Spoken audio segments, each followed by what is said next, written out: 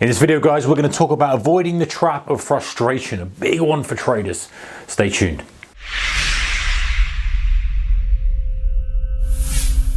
Hey guys, warm welcome to you. All right, so avoiding the trap of frustration. There's so many things in trading that make me frustrated. I bet they do you too. But we learn to measure it. And not only do we learn to measure it, we learn to not get involved in the things that make us frustrated in the first place. That, to me, is the secret. If there was a secret, I hate using the word secret, so it's some sort of scammy thing. But if there was a secret source, a combination, whatever, that would be it. It's not getting into the things that make you frustrated. Let's just go back to life. Right? If you are stopping smoking, what you don't want to be is around smokers smelling the smoke. If you are trying to lose weight, what you don't want to do is fill your fridge up with cakes and pies and all the things that you shouldn't be eating. You get the idea. So, in trading, it's the same thing. But let me just go back to that in a second. There is that, but there is also the self-control that you have to still have. So if you are in a situation, let's go back to those analogies there, and go back to, say, the eating one, and you're in a situation where there is food that you know you shouldn't be having if you are on a diet or you're losing weight for whatever reason it may be, for health or whatever, and you have to still have the discipline. So you can avoid, there's two things, isn't there? You can avoid the situation, and then if you're in the situation, you still have to have the discipline to not be able to do the thing that you don't want to be doing. If that makes sense, you're a double negative. So in trading, what's the key thing? The key thing here is to not try to be a robot. Recognize what makes you frustrated. Is it FOMO? I know when I speak to some traders, they hate FOMO. They absolutely hate it. They're like, listen, I cannot stand missing out on a trade. It's the most annoying thing. And other traders go, you know what? It doesn't bother me. I'm not bothered about missing a trade at all. What bothers me is a string of losing trades, or what bothers me is getting slippage, or some other trigger will make you frustrated. Maybe it's a string of losing trades in a row, string of losing days in a row. Maybe it's them trying to extract money and not quite hitting your target. There's multiple things, and we've probably talked about these before in videos, but what I want to point about specifically in this is splitting it up into two.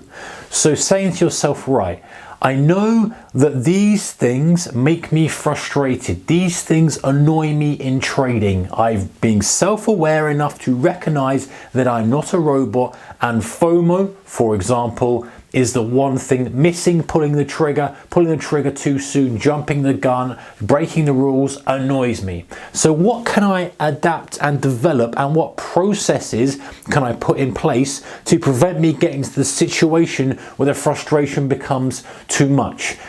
And combining with that, with what can I do to judge when I'm getting frustrated? That is the powerful combination, guys, that we're looking for in trading. So when we are in a situation where we feel frustration, what are the physiological signs? What are the things that we look for to say, hey, you're getting a bit frustrated here. It might not be one of the big kind of warnings that you've got over here, but you're feeling a little bit annoyed. And so you need to take the plan of action, which is most probably turn off the machine, close the positions out, walk away, get away for a couple of hours, come back, or close off for the day, or whatever time frame you're trading on. There's got to be something that recognizes when you're approaching that red line, that kind of nuclear fallout level, and then you can back off. And then combined with not having the things that you know cause that dial to push up. So recognizing, hey, I've had 2 losers in a row. I know from history that 3 losers in a row in a very short succession, let's say if you're day trading,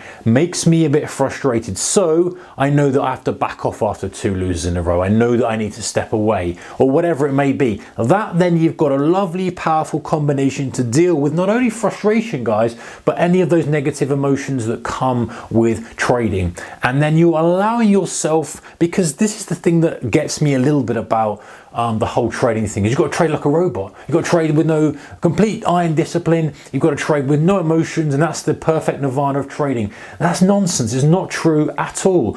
You know, you study some of the great traders from years ago. You look at some of the great traders today. None of them are robots. They recognize their weak spots. They recognize what triggers them, and they just avoid them, and they can manage. And it's that double kind of ammunition, if you like, that stops you going down the rabbit hole of frustration. And of course, we know when we're experiencing those really negative emotions like the frustration with our trading, we end up digging a massive hole for ourselves and we end up devastating the account. So it is saying to yourself, right, takeaways from this video, guys, are what are the things that trigger my frustration? Spend some time labeling them down. In fact, if you've got time, stick them in the comment section below. I'd love to hear what frustrates you, because there's such a broad spectrum. There's some similarities between several traders, but there's some things that you think, well, that's interesting. It doesn't affect me at all, but it affects you.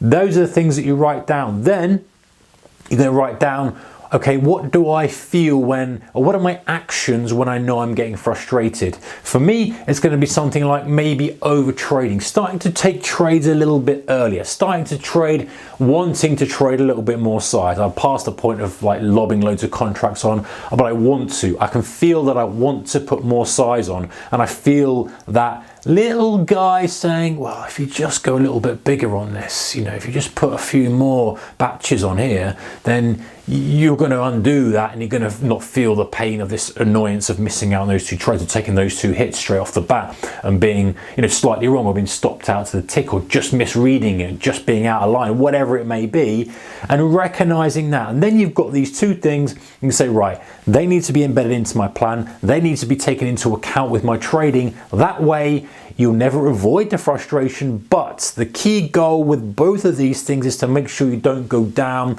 in the red line into the point where frustration is taking over your trading and you're trading on tilt. You're trading from a completely different area and you're not trading with the ability that you know you can, and doing yourself a favor and not going past that zone. All right, guys, I hope that's helped, because I know a lot of traders out there, whether you are just starting out or whether you've been trading for 50 years plus, everyone goes through this, and this is what I think is a really good way of managing this type of thing, specifically frustration, avoiding the trap of frustration. If you like this kind of stuff, give me a thumbs up, and it's appreciated, because I know that you guys are liking this stuff, and we can go a little bit further down different avenues all along this theme. If you don't like it, then no thumbs up's fine as well. All right, whatever you're doing, take care. Bye-bye.